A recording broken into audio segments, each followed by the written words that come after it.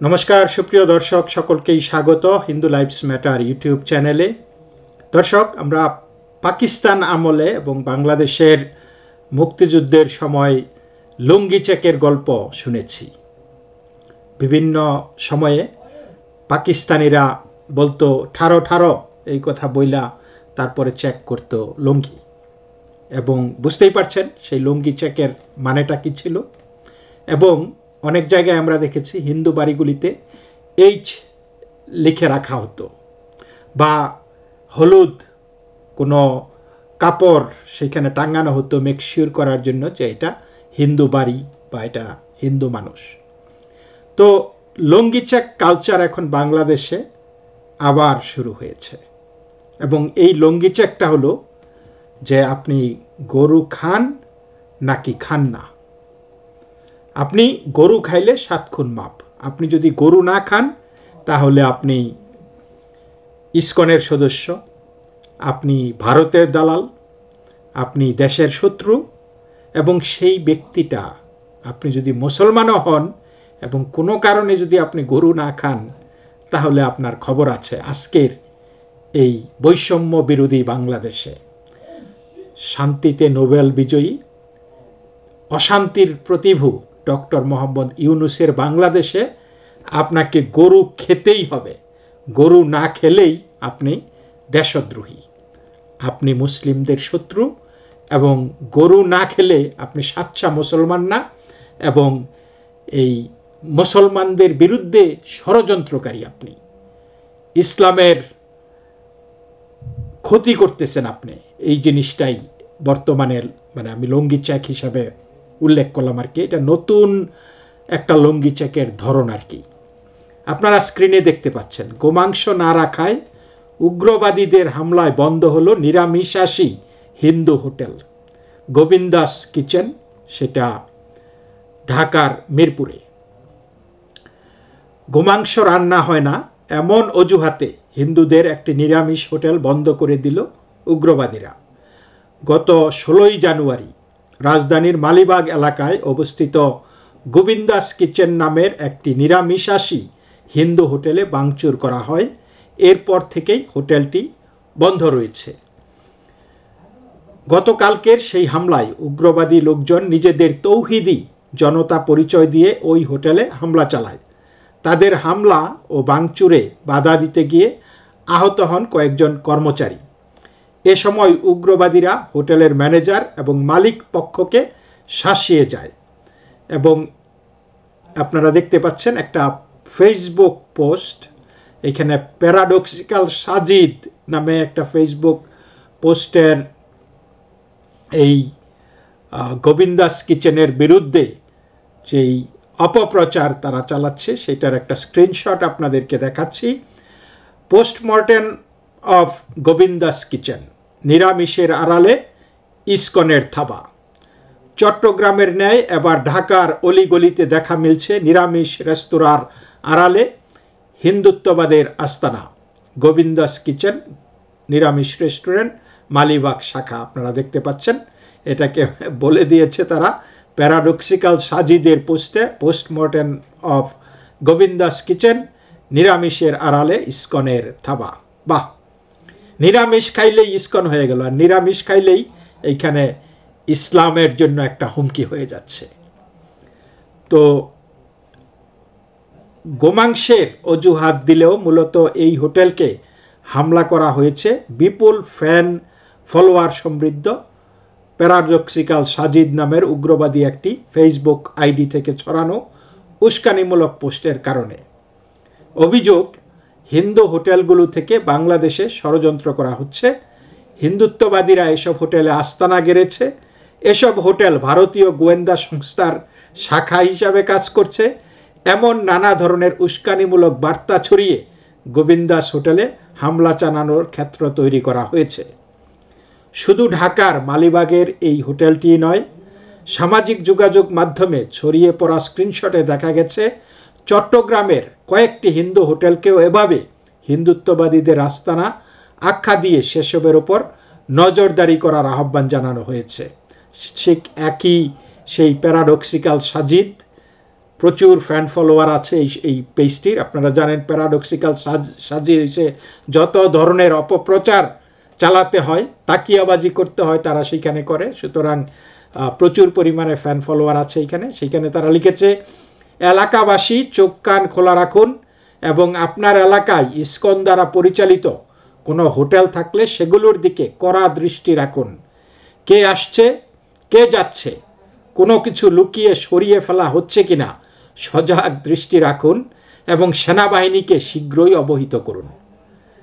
তো প্রশ্ন হলো, সেনাবাহিনীকে যদি বলা হয় যে এই রেস্টুরেন্টে গরুর মাংস সার্ভ করা হয় না, এই রেস্টুরেন্টে নিরামিষ সার্ভ করা হয়, তাহলে সেনাবাহিনী সেখানে চলে আসবে? মনের কত জোর তাদের যে সেনাবাহিনীকে খবর দিন, সেনাবাহিনী চলে আসবে। তো সেনাবাহিনীরও কোনো কারসাজি আছে, প্রশাসনেরও কোনো কারসাজি আছে এই সমস্ত ষড়যন্ত্রের পিছনে। তারপরে এই পোস্টেই লিখেছে, বিশেষ দ্রষ্টব্য, মুসলমানদের বলবো এইসব হোটেল বয়কট করুন, কারণ ভারতের মতো এরাও খাবারের মাঝে গোমূত্র গোবর মিশিয়ে থাকে। পারতপক্ষে এদের হোটেল ভাড়া দেওয়া থেকে বিরত থাকুন। দারুণ জিনিস। এর আগে আপনারা দেখেছেন যে যখন মহাসমাবেশ হয়েছে সনাতনী জাগরণী মঞ্চের, তখন আমরা দেখেছি হোটেলে হোটেলে গিয়ে ইভেন পুলিশরা পর্যন্ত বলে এসেছে যে এই সমাবেশে যারা আসবে তাদের কাছে যাতে হোটেল ভাড়া না দেওয়া হয়। রাস্তায় রাস্তায় বাস থামিয়ে জিজ্ঞাসা করা হয়েছে কোথায় যাবে এবং তাদেরকে নামিয়ে দেওয়া হয়েছে, পিটানো হয়েছে। অনেক বাস এই মহাসমাবেশে আগত যাত্রীদের নেয়নি। এই হলো বাংলাদেশের চরিত্র। ডক্টর মোহাম্মদ ইউনূসের বৈষম্য বিরোধী বাংলাদেশের চরিত্র আমরা ওপেনলি দেখতে পাচ্ছি। গোবিন্দাস কিচেনে হামলার ঘটনায় স্থানীয় সাধারণ মানুষ ক্ষোভ জানিয়েছেন। জানা গেছে ঢাকার মালিবাগ এলাকার গোবিন্দাস কিচেন মূলত একটি নিরামিষাশী হোটেল। এখানে অত্যন্ত স্বল্প মূল্যে সবজি দিয়ে সকালের নাস্তা, দুপুর ও রাতের খাবার বিক্রি হতো, যার ফলে স্থানীয় হিন্দুরা ছাড়াও স্বল্প আয়ের অনেক মুসলিম ভোক্তাও এখানে নিয়মিত আহার করেন। হামলার খবর সামাজিক যোগাযোগ মাধ্যমে ছড়িয়ে পড়লে প্রতিবাদ জানান অনেকেই। রজত সাহা নামের স্থানীয় এক হিন্দু বলেন, আমরা সাত্ত্বিক আহার করি, আমরা ছাড়াও আরও অনেকেই সামর্থ্যের কারণে মাছ মাংস খান না। এই নিরামিষাশী হোটেলগুলো আমাদের জন্য বড় প্রাপ্তি। এখানে শুধু হিন্দুরা নয়, স্থানীয় মুসলমানরাও আসেন। অনেক নিম্নবিত্ত মধ্যবিত্ত মানুষ অল্প খরচে পেট পুরে খেতে পারত। এখন তারা কোথায় যাবে? শুধু গোবিন্দাস হোটেলই নয়, গোমাংস না রাখায় রাজধানী হোটেল অ্যান্ড রেস্টুরেন্ট নামের ঢাকার একটি মুসলিম মালিকানাধীন হোটেলকেও হিন্দুত্ববাদীদের দোসর আখ্যা দিয়ে ভাঙচুর চালায় উগ্রবাদীরা। ভারতের দালাল ইসকনের আখড়া হিন্দুত্ববাদীদের পক্ষে কাজ করছে এমন নানান তকমা দিয়ে ম্যানেজার ও কর্মচারীদের উপর হামলা চালিয়ে ভাঙচুর চালানো হয়। দাড়ি টুপি শোভিত একজন বয়স্ক ব্যক্তি হোটেলটির ম্যানেজার, সাইনবোর্ডে লেখা বিসমিল্লাহির রহমানির রহিম, তবু সেই হোটেলের মালিক পক্ষকে ভারতের দালাল আখ্যা দিয়ে চালানো হলো চরম আগ্রাসন। আপনারা একটা ভিডিও দেখুন, তাহলে পুরো জিনিসটা আপনাদের কাছে একটু ক্লিয়ার হয়ে যাবে।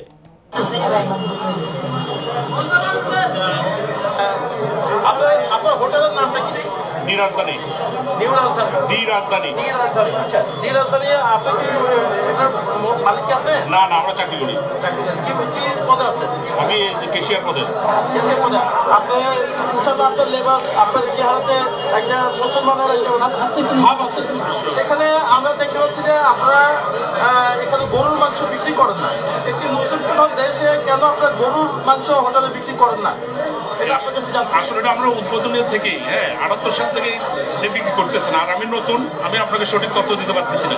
মালিক পক্ষ কেউ আছে?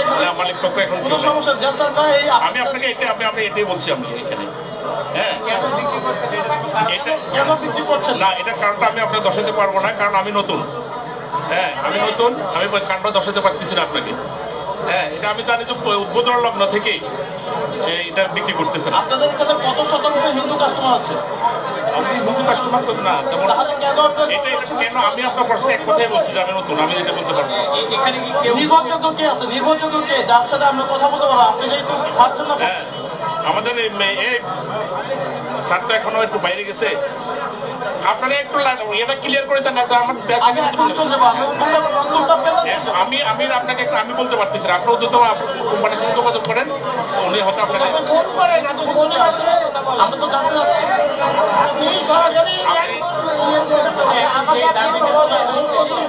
অধিকার পরিষদ তারা একটা দাবি করেছেন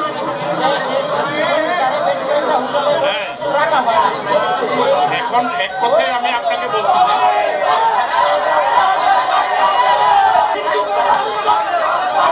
আপনি তো উগ্রবাদী করতেছেন, আপনি উগ্রবাদী আস্তে আস্তে। আরে বাবা, আমরা জানাবো মালিককে।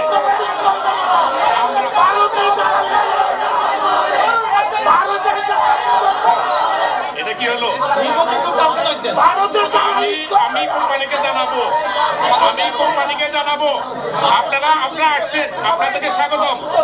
আপনারা আসছেন। আরে বাবারে, আরে বাবারে বাবা, আরে কথা বলতে দেন। আপনি জানাইছেন, আপনারা ইয়ে করছেন। আমরা কোম্পানিকে জানাবো, আমরা কোম্পানিকে জানাবো। যদি নেক্সট আপনাকে সময় দিতে হবে তো। আরে আমরা আসলে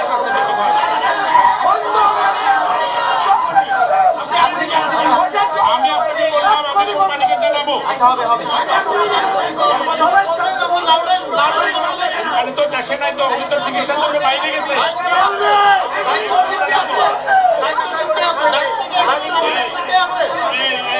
আছে এখানে। আপনারা উত্তেজিত হন কেন? উত্তেজিত হন কেন? আপনারা জানাইছেন, এটা আমরা করবো। আমরা কোম্পানিকে জানাবো। উত্তেজিত হচ্ছেন কেন? আমরা তো মুসলমান, আমরা বলবো ভাই না, আমরা বলবো ভাই।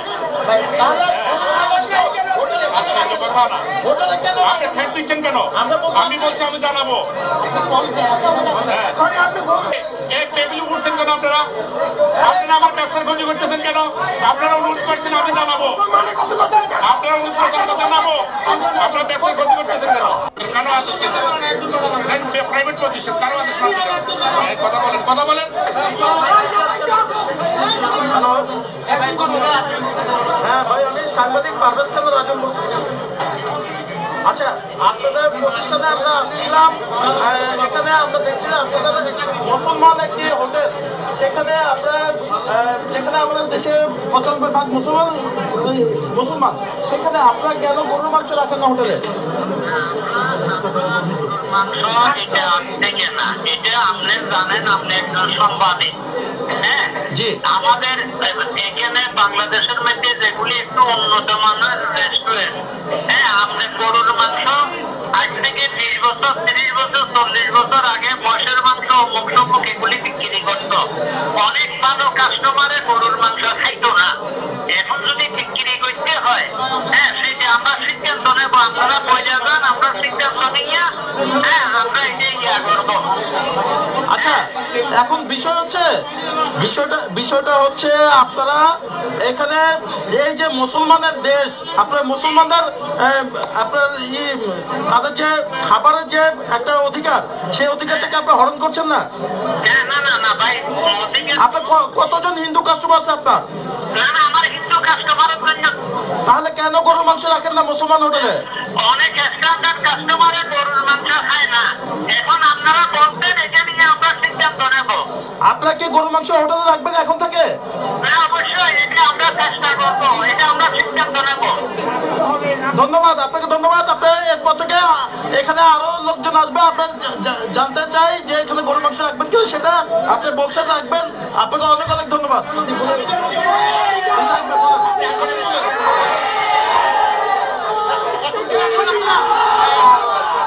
কোম্পানি যখন বলছে thank you thank you thank you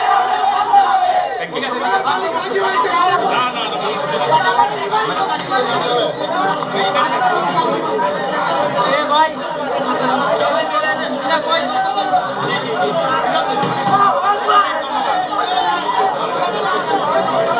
দর্শক দেখলেন এই পঙ্গপালের কি অবস্থা, কি মুমিনদের কি অবস্থা আপনারা দেখলেন।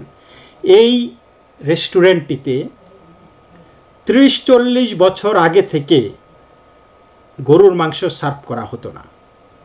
তখন এই 30-40 বছরে কোনো সমস্যা নাই। এখন এই নতুন বাংলাদেশে, বৈষম্য বিরোধী বাংলাদেশে, ইউনুসের বাংলাদেশে এখন গরুর মাংস রাখতে হবে। আর কেমন সাংবাদিক সে আইসা জিজ্ঞেস করে যে এটা মুসলমানের দেশে যদি আপনি গরুর মাংস না রাখেন তাহলে কি মুসলমানদের প্রতি কি আপনার বৈষম্য হলো না? এই কি করে এই ধরনের উদ্ভট প্রশ্ন করে? একটা দোকানে কি সব কিছুই থাকে? এবং একটা দোকান, সেই দোকানদার কি রাখবে না রাখবে, কিসের ব্যবসা করবে না করবে, সেটা তার টোটালি ব্যক্তিগত বিষয়, তাই না? একটা দোকানে গরুর মাংস বিক্রি না করলে কি মুসলমানদের অধিকার খর্ব হচ্ছে? সে কিন্তু সেইটাই বলছে যে এটা মুসলমানের দেশ। এই দেশটা কবে মুসলমানের দেশ হয়েছে? আমরা যতদূর জানি যে বাংলাদেশে তো সব ধরনের মানুষ আছে, হিন্দু, বৌদ্ধ, খ্রিস্টান, নাস্তিক, মুসলমান, সব মানুষ আছে। তাহলে কি করে মুসলমানের দেশটা হয়ে গেল? আর মুসলমানের দেশেও মুসলমান হলেই গরু খাইতে হইব? কোনো মুসলমান কি যদি সিদ্ধান্ত নেয় যে আমি গরু খাবো না, তাহলে কি তার মুসলমানিত্ব খারিজ হয়ে যাবে? বা কোনো ব্যবসায়ী যে আমি গরুর মাংস বিক্রি করব না, আমি নিরামিষ এই রেস্টুরেন্ট দেব, নিরামিষ খাবার রাখবো, তাহলে কি সেটা মুসলমানের অধিকার ক্ষুণ্ণ করা হয়? তো দেখেন, এবং এই সাংবাদিকটা ইনকেলাবের সাংবাদিক, তিনি এই প্রশ্নগুলি করতেছেন। তো কি ধরনের সাংবাদিক বাংলাদেশে, এটা আপনারা বুঝে নেন একটু। তো যাই হোক, এই দুটি হোটেলে ভাঙচুর এবং তাণ্ডবের পর পুলিশের উপস্থিতি ছিল না, এমনকি প্রশাসনেরও কোনো পদক্ষেপ দেখা যায়নি। শুধু তাই নয়, অদ্ভুত নীরবতা দেখা গেছে দেশের প্রথম সারির শীর্ষ সংবাদ মাধ্যম, এমনকি টিভি চ্যানেলগুলোতেও জানিয়ে প্রশ্ন তুলেছেন নেটিজেনরা। আর আমরা দেখেছি তো, উল্টা সাংবাদিকরা সংবাদ সংগ্রহ করার চাইতে বরং এটা কভার করার চাইতে বরং তারা অতি উৎসাহী হয়েছে। ওই দোকানের মালিককে ফোনে বলতেছে যে এখন থেকে তাহলে আপনারা গরুর মাংস রাখবেন। মানে উনি কিন্তু বিষয়টা সেটেল করে দিয়ে গেলেন সাংবাদিক, যে এরপরে দোকানে বা রেস্টুরেন্টে গরুর মাংস সার্ভ করতে হবে। কি সাংবাদিকতা! এটাই যে গরু সাংবাদিকতা, বুঝতে পারলেন? কাজল চন্দ্র দাস নামের একজন ফেসবুকে লিখেছেন, এই দেশটা চলছে মগের মুল্লুকের মতন। দেশে এখন কোনো আইন নেই, বিচার নেই, আছে শুধু গা জোয়ারি। সংখ্যালঘুদের কথা শোনার মতন কেউ নেই, বুদ্ধিজীবীরাও নেই। ৭১-এ আমরা পাকিস্তানিদের সাথে যুদ্ধ করে দেশ স্বাধীন করেছি, অনেক ত্যাগের বিনিময়ে পাওয়া এই স্বাধীনতা। ২৪-এর বৈষম্য বিরোধী আন্দোলনে আমরাও সামিল ছিলাম, এই কারণে যে আমরা নতুনভাবে বাঁচতে পারব, কিন্তু আমরাও বৈষম্যের শিকার।